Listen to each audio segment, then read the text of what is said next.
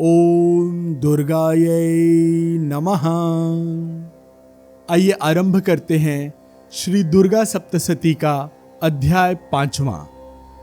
इसमें हम सुनेंगे देवताओं द्वारा देवी की स्तुति, चंडमुंड के मुख से अंबिका के रूप की प्रशंसा सुनकर शुंभ का उनके पास दूत भेजना और दूत का निराश लौटना। विनियोग। ओम। इस उत्तर चरित्र के रुद्र ऋषि हैं, महासरस्वती देवता हैं, अनुष्टुप छंद है, भीमा शक्ति है, भ्रामरी बीज है, सूर्य तत्व है और सामवेद स्वरूप है। महासरस्वती की प्रसन्नता के लिए उत्तर चरित्र के पाठ में इसका विनियोग किया जाता है। ध्यान। जो अपने कर कमलों में घंटा, शूल, हल, शंख, मूसल, चक्र, धनुष और बाण धारण करती हैं, शरद ऋतु के शोभा संपन्न चंद्रमा के समान जिनकी मनोहर कांति है, जो तीनों लोकों की आधारभूता और शुंभ आदि दैत्यों का नाश करने वाली हैं, तथा गौरी के शरीर से जिनका प्राकट्य हुआ है, उन महासरस्वती देवी का मैं निरंतर भजन करता हूँ। ऋषि कहते हैं, पूर्व काल में शुंभ और निशुंभ नामक दो असुरों ने अपने बल के घमंड में आकर शचीपति इंद्र के हाथ से तीनों लोकों का राज्य और यज्ञ भाग छीन लिया।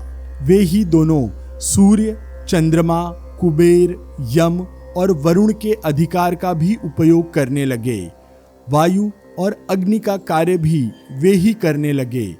उन दोनों ने सब देवताओं को अपमानित, राजभ्रष्ट, पराजित तथा अधिकारहीन करके स्वर्ग से निकाल दिया।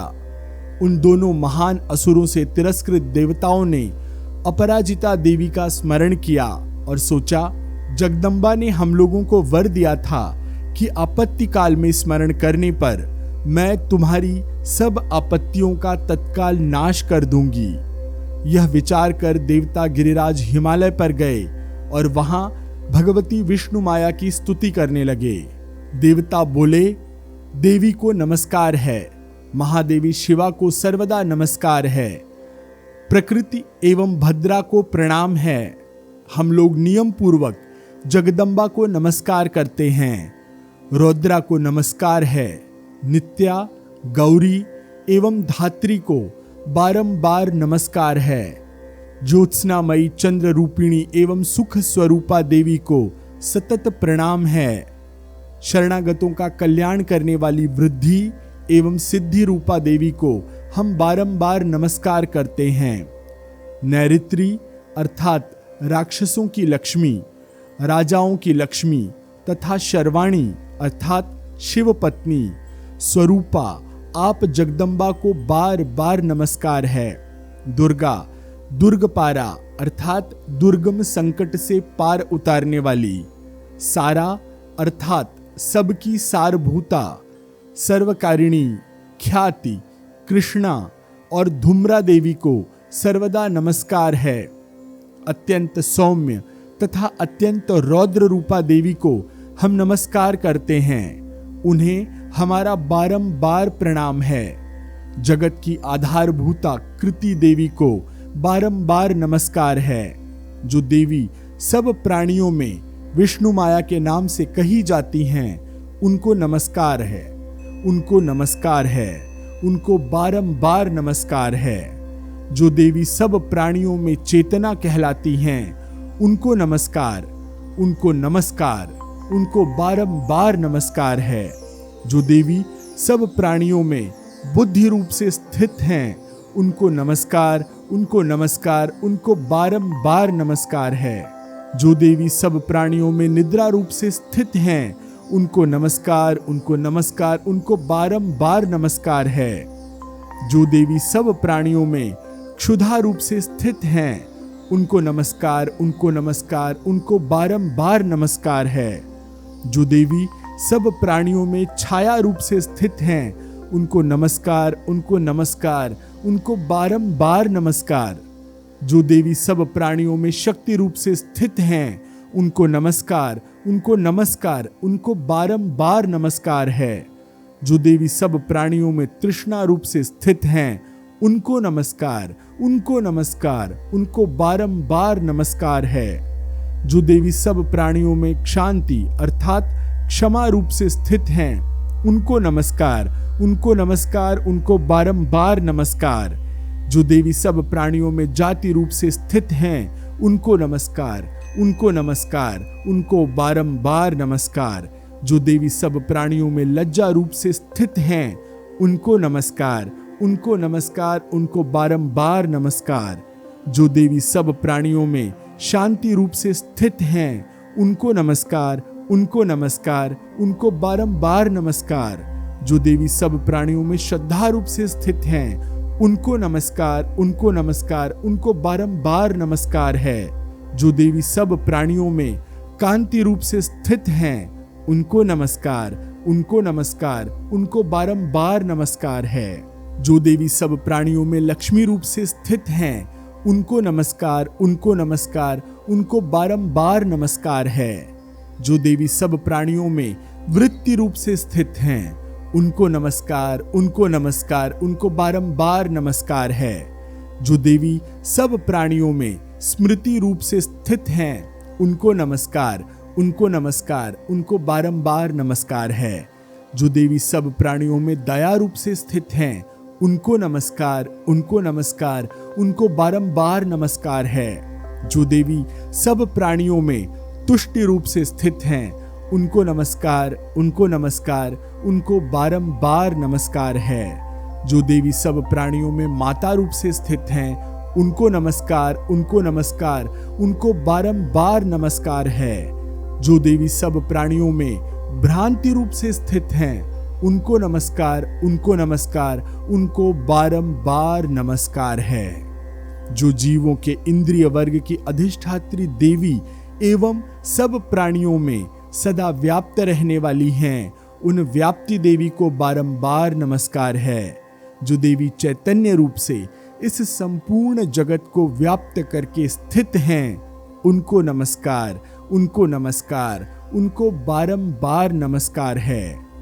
पूर्व काल में अपने अभिष्ट की प्राप्ति होने से देवताओं ने जिनकी स्तुति की तथा देवराज इंद्र ने बहुत दिनों तक जिनका सेवन किया, वह कल्याण की साधन भूता ईश्वरी हमारा कल्याण और मंगल करें तथा सारी आपत्तियों का नाश कर डालें। उद्दंड दैत्यों से सताए हुए हम सभी देवता जिन परमेश्वरी को इस समय नमस्कार करते हैं तथा जो भक्ति से विनम्र पुरुषों द्वारा स्मरण किए जाने पर तत्काल ही संपूर्ण विपत्तियों का नाश कर देती हैं, वे जगदम्बा हमारा संकट दूर करें। ऋषि कहते हैं, राजन, इस प्रकार जब देवता स्तुति कर रहे थे, उस समय पार्वती देवी गंगा जी के जल में स्नान करने के लिए वहां आईं। उन सुंदर भौहों वाली भगवती ने देवताओं से पूछा, आप लोग यहाँ किसकी स्तुति करते हैं? तब उन्हीं के शरीर कोश से प्रकट हुई शिवा देवी बोली, शुंभ दैत्य से तिरस्कृत और युद्ध में निशुंभ से पराजित हो यहाँ एकत्रित हुए ये समस्त देवता यह मेरी ही स्तुति कर रहे हैं। पार्वती जी के शरीर कोश से अंबिका का प्रादुर्भाव हुआ था, इसलिए वे समस्त लोकों में कौशिकी कही जाती हैं। कौशिकी के प्रकट होने के बाद पार्वती देवी का शरीर काले रंग का हो गया, अतः वे हिमालय पर रहने वाली कालिका देवी के नाम से विख्यात हुई। तदनंतर शुंभ निशुंभ के भृत्य चंड मुंड वहां आए और उन्होंने परम मनोहर रूप धारण करने वाली अंबिका देवी को देखा। फिर वे शुंभ के पास जाकर बोले, महाराज, एक अत्यंत मनोहर स्त्री है जो अपनी दिव्य कांति से हिमालय को प्रकाशित कर रही है। वैसा उत्तम रूप कहीं किसी ने भी नहीं देखा होगा। असुरेश्वर, पता लगाइए वह देवी कौन है और उसे ले लीजिए। स्त्रियों में तो वह रत्न है, उसका प्रत्येक अंग बहुत ही सुंदर है तथा वह अपने श्री अंगों की प्रभा से, प्रकाश से संपूर्ण दिशाओं में प्रकाश फैला रही हैं। दैत्यराज, अभी वह हिमालय पर ही उपस्थित है। आप उसे देख सकते हैं। प्रभु, तीनों लोकों में मणि, हाथी और घोड़े आदि जितने भी रत्न हैं, वे सब इस समय आपके घर में शोभा पाते हैं। हाथियों में रत्नभूत ऐरावत, यह पारिजात का वृक्ष और यह उच्छ्रवा घोड़ा, यह सब आपने इंद्र से ले लिया है। हंसों से जुता हुआ यह विमान भी आपके आंगन में शोभा पाता है। यह रत्नभूत अद्भुत विमान जो पहले ब्रह्मा जी के पास था, अब आपके यहां लाया गया है। यह महापद्म नामक निधि आप कुबेर से छीन लाए हैं। समुद्र ने भी आपको किंजलकिनी नाम की माला भेंट की है, जो केसर से सुशोभित है और जिसके कमल कभी नहीं कुम्हलाते हैं। सुवर्ण की वर्षा करने वाला वरुण का छत्र भी आपके घर में शोभा पाता है, तथा यह श्रेष्ठ रथ जो पहले प्रजापति के अधिकार में था, अब आपके पास उपस्थित है, आपके पास मौजूद है। दैत्येश्वर मृत्यु की उत्क्रांतिदा नामावली शक्ति भी आपने छीन ली है, तथा वरुण का पाश और समुद्र में होने वाले सब प्रकार के रत्न आपके भाई निशुंभ के अधिकार में हैं। अग्नि ने भी स्वतः शुद्ध किए हुए 2 वस्त्र आपकी सेवा में अर्पित किए हैं। दैत्यराज, इस प्रकार सभी रत्न आपने एकत्र कर लिए हैं। फिर जो यह स्त्रियों में रत्न रूप कल्याणमयी देवी है, इसे आप क्यों नहीं अपने अधिकार में कर लेते? ऋषि कहते हैं, चंडमुंड का यह वचन सुनकर शुंभ ने महादैत्य सुग्रीव को दूत बनाकर देवी के पास भेजा और कहा, तुम मेरी आज्ञा से उसके सामने ये बातें कहना और ऐसा उपाय करना जिससे प्रसन्न होकर वह शीघ्र ही यहां आ जाए। वह दूत पर्वत के अत्यंत रमणीय प्रदेश में जहां देवी उपस्थित थी वहां गया और मधुर वाणी में कोमल वचन बोला। दूत ने कहा, देवी, दैत्यराज शुंभ इस समय तीनों लोकों के परमेश्वर हैं। मैं उन्हीं का भेजा हुआ दूत हूं और यहां तुम्हारे ही पास आया हूं। उनकी आज्ञा सदा सब देवता एक स्वर से मानते हैं, कोई उसका उल्लंघन नहीं कर सकता। वे संपूर्ण देवताओं को परास्त कर चुके हैं। उन्होंने तुम्हारे लिए जो संदेश दिया है उसे सुनो। संपूर्ण त्रिलोकी मेरे अधिकार में है। देवता भी मेरी आज्ञा के अधीन चलते हैं। संपूर्ण यज्ञों के भागों को मैं ही अलग अलग पृथक पृथक भोगता हूं। तीनों लोकों में जितने श्रेष्ठ रत्न हैं, वे सब मेरे अधिकार में हैं। देवराज इंद्र का वाहन ऐरावत, जो हाथियों में रत्न के समान है, मैंने छीन लिया है। क्षीर सागर का मंथन करने से जो अश्वरत्न उच्छ्रवा प्रकट हुआ था, उसे देवताओं ने मेरे पैरों पर पड़कर समर्पित किया है। सुंदरी, उनके सिवा और भी जितने रत्नभूत पदार्थ देवताओं, गंधर्वों और नागों के पास थे, वे सब मेरे ही पास आ गए हैं। देवी, हम लोग तुम्हें संसार की स्त्रियों में रत्न मानते हैं, अतः तुम हमारे पास आ जाओ, क्योंकि रत्नों का उपभोग करने वाले हम ही हैं। चंचल कटाक्षों वाली सुंदरी, तुम मेरी या मेरे भाई महापराक्रमी निशुंभ की सेवाओं में आ जाओ, क्योंकि तुम रत्न स्वरूपा हो। मेरा वर्ण करने से तुम्हें तुलना रहित महान ऐश्वर्य की प्राप्ति होगी। अपनी बुद्धि से यह विचार कर तुम मेरी पत्नी बन जाओ। ऋषि कहते हैं, दूत के ऐसा कहने पर कल्याणमयी भगवती दुर्गा देवी, जो इस जगत को धारण करती हैं, मन ही मन गंभीर भाव से मुस्कुराई और इस प्रकार बोली। देवी ने कहा, दूत, तुमने सत्य कहा है, इसमें तनिक भी मिथ्या नहीं है।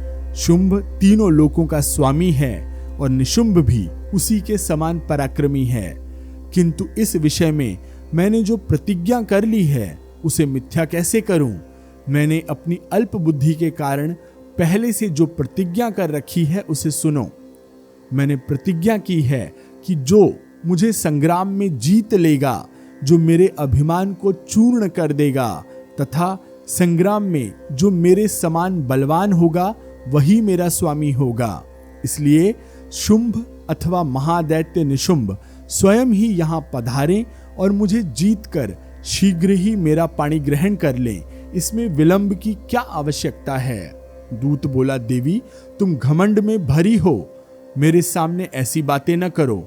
तीनों लोकों में कौन ऐसा पुरुष है जो शुंभ निशुंभ के सामने खड़ा हो सके। देवी, अन्य दैत्यों के सामने भी सारे देवता युद्ध में नहीं ठहर सकते, फिर तुम अकेली स्त्री होकर कैसे ठहर सकती हो। जिन शुंभ आदि दैत्यों के सामने इंद्र आदि सब देवता भी युद्ध में खड़े नहीं हुए, उनके सामने तुम स्त्री होकर कैसे जाओगी। इसलिए तुम मेरे ही कहने से शुंभ निशुंभ के पास चली जाओ।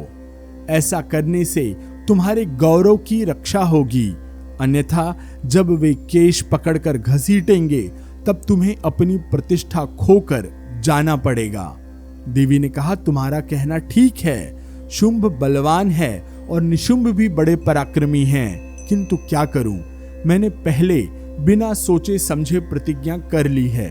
अतः अब तुम जाओ, मैंने तुमसे जो कुछ कहा है वह सब दैत्यराज से आदर पूर्वक कहना, फिर वे जो उचित समझे जान पड़े वो करें।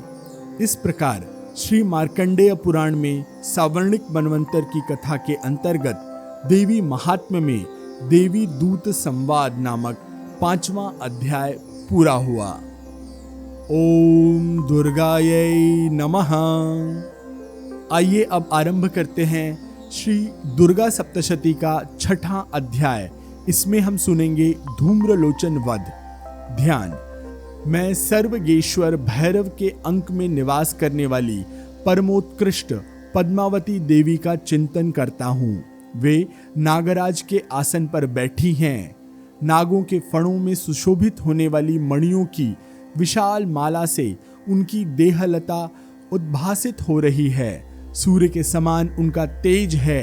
3 नेत्र उनकी शोभा बढ़ा रहे हैं। वे हाथों में माला, कुंभ, कपाल और कमल लिए हुए हैं। उनके मस्तक में अर्धचंद्र का मुकुट सुशोभित है। ऋषि कहते हैं, देवी का यह कथन सुनकर दूत को बड़ा अमर्ष हुआ और उसने दैत्यराज के पास जाकर सब समाचार विस्तार पूर्वक कह सुनाया। दूत के उस वचन को सुनकर दैत्यराज कुपित हो उठा और दैत्य सेनापति धूम्रलोचन से बोला, धूम्रलोचन, तुम शीघ्र अपनी सेना के साथ वहां जाओ और उस दुष्टा को केश पकड़कर घसीटते हुए बलपूर्वक यहां ले आओ। उसकी रक्षा करने के लिए यदि कोई दूसरा खड़ा हो तो वह देवता, यक्ष या गंधर्व ही क्यों न हो, उसे अवश्य मार डालना। ऋषि कहते हैं, शुंभ के इस प्रकार आज्ञा देने पर वह धूम्रलोचन दैत्य 60,000 असुरों की सेना को साथ लेकर वहां से तुरंत चल दिया। वहां पहुंचकर उसने हिमालय पर रहने वाली देवी को देखा और ललकार कर कहा, अरे तू शुंभ निशुंभ के पास चल। यदि इस प्रकार प्रसन्नता पूर्वक मेरे स्वामी के समीप नहीं चलेगी तो मैं बलपूर्वक झूठा पकड़कर घसीटते हुए तुझे ले चलूंगा। देवी बोली, तुम्हें दैत्यों के राजा ने भेजा है। तुम स्वयं भी बलवान हो और तुम्हारे साथ विशाल सेना भी है। ऐसी दशा में यदि मुझे बलपूर्वक ले चलोगे तो मैं तुम्हारा क्या कर सकती हूँ। ऋषि कहते हैं, देवी के यूं कहने पर असुर धूम्रलोचन उनकी ओर दौड़ा। तब अंबिके ने हुम शब्द के उच्चारण मात्र से उसे भस्म कर दिया। फिर तो क्रोध में भरी हुई दैत्यों की विशाल सेना और अंबिका ने एक दूसरे पर तीखे सायकों, शक्तियों तथा फरसों की वर्षा आरंभ कर दी। इतने में ही देवी का वाहन सिंह क्रोध में भरकर भयंकर गर्जना करने लगा। गर्दन के बालों को हिलाता हुआ असुरों की सेना में कूद पड़ा। उसने कुछ दैत्यों को पंजों की मार से, कितनों को अपने जबड़ों से और कितने ही महादैत्यों को पटक कर ओठ की दाढ़ों से घायल करके मार डाला। उस सिंह ने अपने नखों से कितनों के पेट फाड़ डाले, थप्पड़ मारकर कितनों के सिर धड़ से अलग कर दिए, कितनों की भुजाएं और मस्तक काट डाले तथा अपनी गर्दन के बाल हिलाते हुए उसने दूसरे दैत्यों के पेट फाड़कर उनका रक्त चूस लिया। अत्यंत क्रोध में भरे हुए देवी के वाहन उस महाबली सिंह ने क्षण भर में ही असुरों की सारी सेना का संहार कर डाला। शुंभ ने जब सुना कि देवी ने धूम्रलोचन असुर को मार डाला तथा उसके सिंह ने सारी सेना का सफाया कर डाला, तब उस दैत्यराज को बड़ा क्रोध हुआ। उसके ओठ कांपने लगे। उसने चंड और मुंड नामक 2 महादैत्यों को आज्ञा दी, हे चंड और हे मुंड, तुम लोग बहुत बड़ी सेना लेकर वहां जाओ। उस देवी के झोंटे पकड़कर अथवा उसे बांधकर शीघ्र यहां ले आओ। यदि इस प्रकार उसको लाने में संदेह हो तो युद्ध में सब प्रकार के अस्त्र शस्त्रों तथा समस्त आसुरी सेना का प्रयोग करके उसकी हत्या कर डालना। उस दुष्टा की हत्या होने तथा सिंह के भी मारे जाने पर उस अंबिका को बांधकर साथ ले शीघ्र लौट आना। इस प्रकार श्री मार्कंडेय पुराण में सावर्णिक मनवंतर की कथा के अंतर्गत देवी महात्म्य में धूम्रलोचन वध नामक 6वां अध्याय पूरा हुआ। ओम दुर्गायै नमः। आइए आरंभ करते हैं श्री दुर्गा सप्तशती का 7वां अध्याय। इस अध्याय में हम सुनेंगे चंड और मुंड का वध। ध्यान। मैं मातंगी देवी का ध्यान करता हूं। वे रत्नमय सिंहासन पर बैठकर पढ़ते हुए तोते का मधुर शब्द सुन रही हैं। उनके शरीर का वर्ण श्याम है। वे अपना एक पैर कमल पर रखे हुए हैं और मस्तक पर अर्धचंद्र धारण करती हैं तथा कल्हार पुष्पों की माला धारण किए वीणा बजाती हैं। उनके अंग में कसी हुई चोली शोभा पा रही है। वे लाल रंग की साड़ी पहने हाथ में शंखमय पात्र लिए हुए हैं। उनके वदन पर मधु का हल्का हल्का प्रभाव जान पड़ता है और ललाट में बेंदी शोभा दे रही है। ऋषि कहते हैं, तदनंतर शुंभ की आज्ञा पाकर वे चंड मुंड आदि दैत्य चतुरंगिनी सेना को अपने साथ लेकर अस्त्र शस्त्रों से सुसज्जित हो चल दिए। फिर गिरिराज हिमालय के सुवर्ण में ऊंचे शिखर पर पहुंचकर उन्होंने सिंह पर बैठी देवी को देखा। वे मंद मंद मुस्कुरा रही थीं।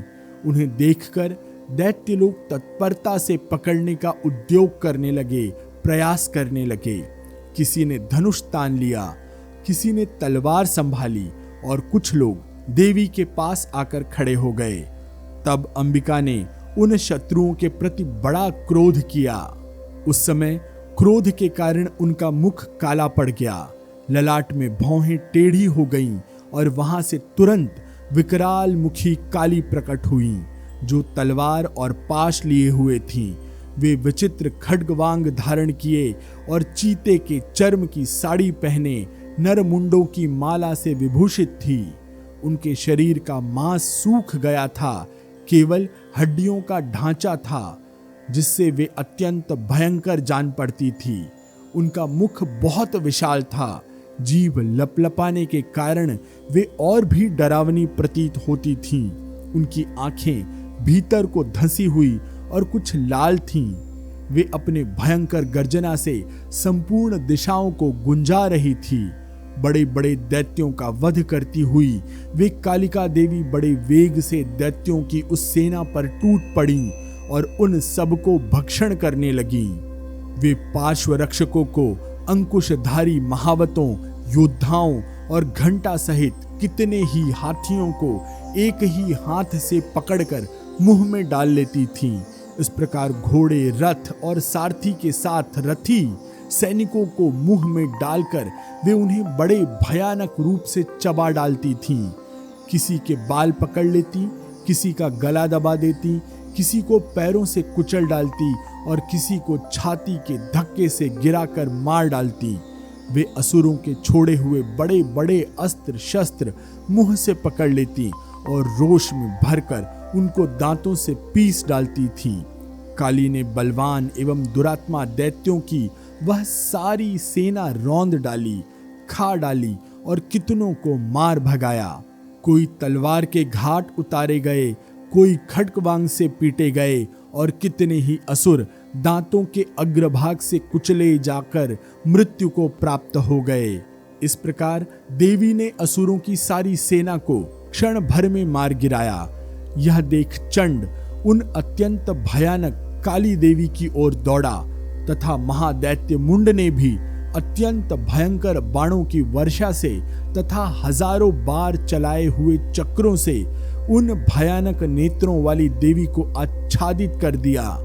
वे अनेकों चक्र देवी के मुख में समाते हुए ऐसे जान पड़े मानो सूर्य के बहुतेरे मंडल बादलों के उदर में प्रवेश कर रहे हों। तब भयंकर गर्जना करने वाली काली ने अत्यंत रोष में भरकर विकट अट्टहास किया। उस समय उनके विकराल वदन के भीतर कठिनता से देखे जा सकने वाले दांतों की प्रभा से वे अत्यंत उज्जवल दिखाई देती थीं।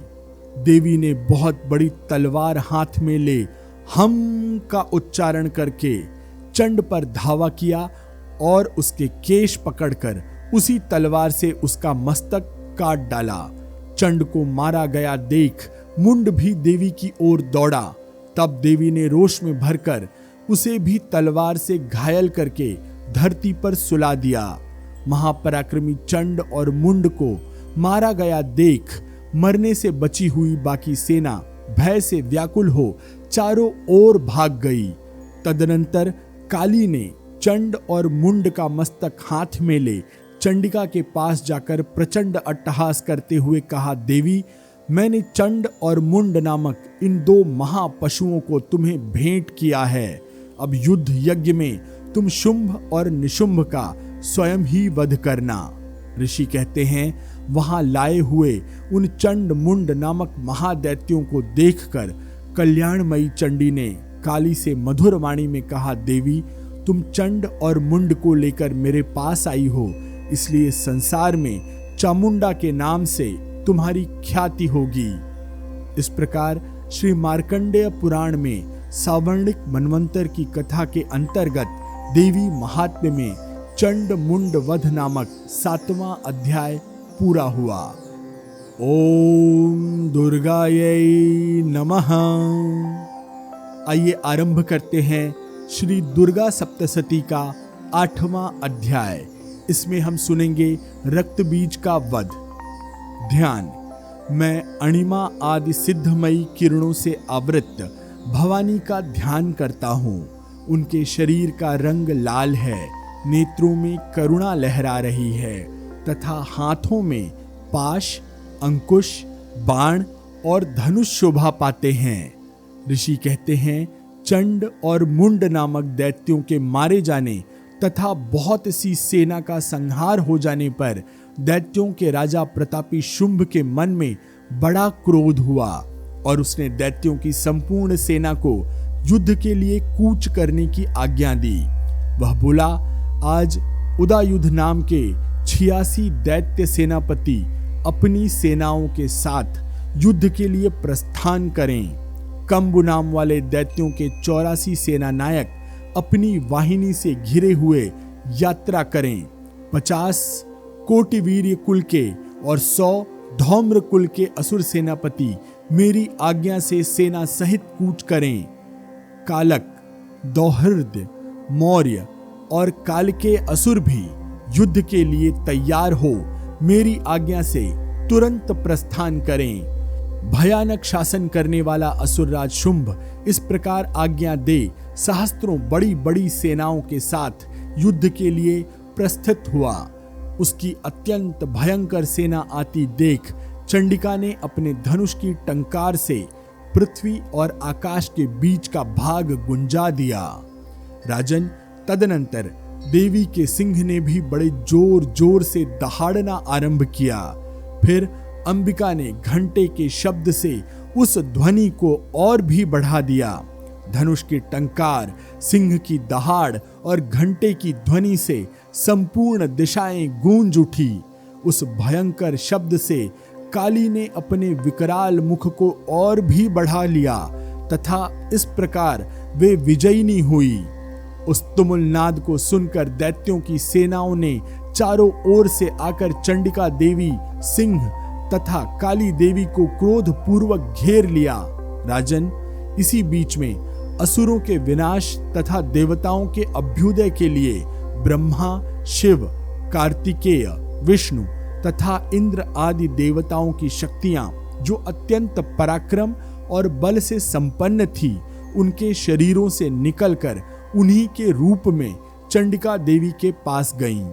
जिस देवता का जैसा रूप, जैसी वेशभूषा और जैसा वाहन है, ठीक वैसी ही साधनों से संपन्न हो उसकी शक्ति असुरों से युद्ध करने के लिए आई। सबसे पहले हंस युक्त विमान पर बैठी हुई अक्षसूत्र और कमंडलों से सुशोभित ब्रह्मा जी की शक्ति उपस्थित हुई, जिसे ब्राह्मणी कहते हैं। महादेव जी की शक्ति वृषभ पर अर्थात बैल पर आरूढ़ हो, हाथों में श्रेष्ठ त्रिशूल धारण किए, महानाग का कंकण पहने, मस्तक में चंद्र रेखा से विभूषित हो वहां आ पहुंची। कार्तिकेय जी की शक्ति रूपा जगदंबिका उन्हीं का रूप धारण किए श्रेष्ठ मयूर पर आरूढ़ हो, हाथ में शक्ति लिए दैत्यों से युद्ध करने के लिए आई। इसी प्रकार भगवान विष्णु की शक्ति गरुड़ पर विराजमान होकर शंख, चक्र, गदा, शारंग, धनुष तथा खड्ग हाथ में लिए वहां आईं। अनुपम यज्ञ वाराह का रूप धारण करने वाले श्री हरि की जो शक्ति है, वह भी वाराह शरीर धारण करके वहां उपस्थित हुई। नारसिंही शक्ति भी नरसिंह के समान शरीर धारण करके वहां आई। उसकी गर्दन के बालों के झटके से आकाश के तारे बिखर पड़ते थे। इसी प्रकार इंद्र की शक्ति वज्र हाथ में लिए गजराज ऐरावत पर बैठकर आई।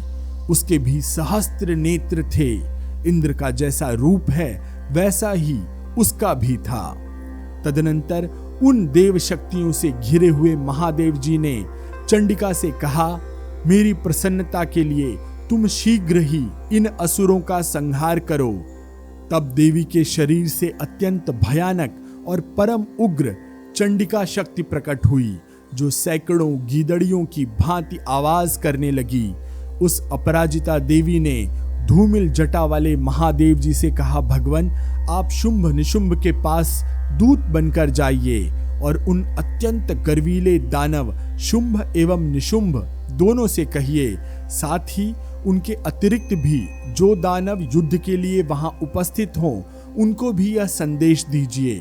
आप कहिए कि दैत्यों, यदि तुम जीवित रहना चाहते हो तो पाताल को लौट जाओ। इंद्र को त्रिलोकी का राज्य मिल जाए और देवता यज्ञ भाग का उपभोग करें। यदि बल के घमंड में आकर तुम युद्ध की अभिलाषा रखते हो तो आओ, मेरी शिवाएं योगिनियां तुम्हारे कच्चे मांस से तृप्त हों। चूंकि उस देवी ने भगवान शिव को दूत के कार्य में नियुक्त किया था, इसलिए वह शिवदूती के नाम से संसार में विख्यात हुई। वे महादैत्य भी भगवान शिव के मुंह से देवी के वचन सुनकर क्रोध में भर गए और जहां कात्यायनी विराजमान थी, उस ओर बढ़े। तदनंतर वे दैत्य अमर्ष में भरकर पहले ही देवी के ऊपर बाण, शक्ति और रिष्टि आदि अस्त्रों की वृष्टि करने लगे। तब देवी ने भी खेल खेल में ही धनुष की टंकार की और उससे छोड़े हुए बड़े बड़े बाणों द्वारा दैत्यों के चलाए हुए बाण, शूल, शक्ति और फरसों को काट डाला। फिर काली उनके आगे होकर शत्रुओं को शूल के प्रहार से विदीर्ण करने लगी। खटवांग से उनका अंत करती हुई रणभूमि में विचरने लगी। ब्राह्मणी भी जिस जिस ओर दौड़ती, उसी ओर अपने कमंडलू का जल छिड़क कर शत्रुओं के ओज और पराक्रम को नष्ट कर देती थीं। महेश्वरी ने त्रिशूल से तथा वैष्णवी ने चक्र से और अत्यंत क्रोध में भरी हुई कुमार कार्तिकेय की शक्ति से दैत्यों का संहार आरंभ किया। इंद्र शक्ति के वज्र प्रहार से विदीर्ण हो सैकड़ों दैत्य दानव रक्त की धार बहाते हुए पृथ्वी पर सो गए। वाराही शक्ति ने कितनों को अपनी थूथुन की मार से नष्ट कर दिया। दाढ़ों के अग्रभाग से कितनों की ही छाती छेद डाली तथा कितने ही दैत्य उसके चक्र की चोट से विदीर्ण होकर गिर पड़े। नारसिंही भी दूसरे महादैत्यों को अपने नखों से विदीर्ण करके खाती और सिंहनाद से दिशाओं एवं आकाश को गुंजाती हुई युद्ध क्षेत्र में विचरने लगी। कितने ही असुर शिवदूती के प्रचंड अट्टहास से अत्यंत भयभीत हो पृथ्वी पर गिर पड़े और गिरने पर उन्हें शिवदूती ने उस समय अपना ग्रास बना लिया। इस प्रकार क्रोध में भरे हुए मातृगणों को नाना प्रकार के उपायों से बड़े बड़े असुरों का मर्दन करते देख दैत्य सैनिक भाग खड़े हुए। मातृगणों से पीड़ित दैत्यों को युद्ध से भागते हुए देख रक्तबीज नामक महादैत्य क्रोध में भरकर युद्ध करने के लिए आया। उसके शरीर से जब रक्त की बूंद पृथ्वी पर गिरती तब उसी के समान शक्तिशाली एक दूसरा महादैत्य पृथ्वी पर पैदा हो जाता। महासुर रक्तबीज हाथ में गदा लेकर इंद्र शक्ति के साथ युद्ध करने लगा। तब इंद्री ने अपने वज्र से रक्तबीज को मारा। वज्र से घायल होने पर उसके शरीर से बहुत सा रक्त चूने लगा और उससे उसी के समान रूप तथा पराक्रम वाले योद्धा उत्पन्न होने लगे। उसके शरीर से रक्त की जितनी बूंदें गिरी उतने ही पुरुष उत्पन्न हो गए। वे सब रक्त बीज के समान ही वीर्यवान, बलवान तथा पराक्रमी थे। वे रक्त से उत्पन्न होने वाले पुरुष भी अत्यंत भयंकर अस्त्र शस्त्रों का प्रहार करते हुए वहां मातृगणों के साथ घोर युद्ध करने लगे। पुनः वज्र के प्रहार से जब उसका मस्तक घायल हुआ तब रक्त बहने लगा और उससे हजारों पुरुष उत्पन्न हो गए। वैष्णवी ने युद्ध में रक्तबीज पर चक्र का प्रहार किया तथा इंद्री ने दैत्य सेनापति को गदा से चोट पहुंचाई।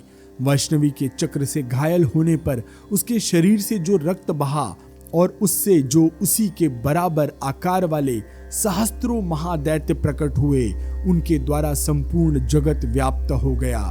कौमारी ने शक्ति से, वाराही ने खड्ग से और माहेश्वरी ने शूल से महादैत्य रक्तबीज को घायल किया। क्रोध में भरे हुए महादैत्य रक्तबीज ने भी गदा से सभी मातृगण शक्तियों पर पृथक पृथक अलग अलग प्रहार किया। शक्ति और शूल आदि से अनेक बार घायल होने पर जो उसके शरीर से रक्त की धारा पृथ्वी पर गिरी, उससे भी निश्चय ही करोड़ों असुर उत्पन्न हुए। इस प्रकार उस महादैत्य के रक्त से प्रकट हुए असुरों द्वारा संपूर्ण जगत व्याप्त हो गया। इससे उन देवताओं को बड़ा भय हुआ।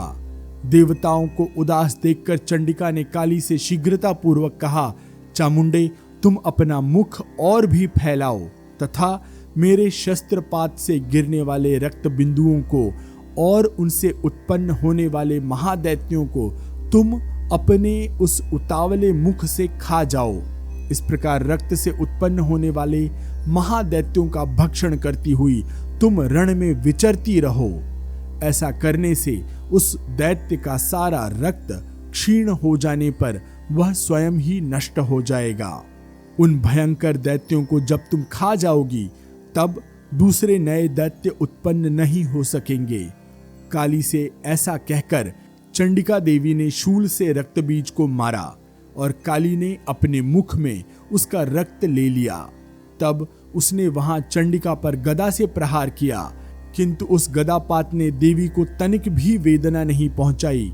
रक्तबीज के घायल शरीर से बहुत सा रक्त गिरा, किंतु ज्यों ही वह गिरा त्यों ही चामुंडा ने उसे अपने मुख में ले लिया। रक्त गिरने से काली के मुख में जो महादैत्य उत्पन्न हुए उन्हें भी वह चट कर गई और उसने रक्तबीज का रक्त भी पी लिया।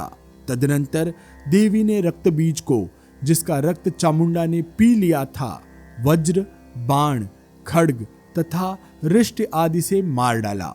राजन, इस प्रकार शस्त्रों के समुदाय से आहत एवं रक्तहीन हुआ महादैत्य रक्तबीज पृथ्वी पर गिर पड़ा। नरेश्वर, इससे देवताओं को अनुपम हर्ष की प्राप्ति हुई और मातृगण उन असुरों के रक्तपान के मद से उद्धत सा होकर नृत्य करने लगा। इस प्रकार श्री मार्कंडेय पुराण में सावर्णिक मनवंतर की कथा के अंतर्गत देवी महात्म्य में रक्तबीज वध नामक 8वां अध्याय पूरा हुआ। अब मैं आशीष पी मिश्रा आपसे आज्ञा लेता हूं अध्याय 9 अगले अंक में। ओम दुर्गायै नमः।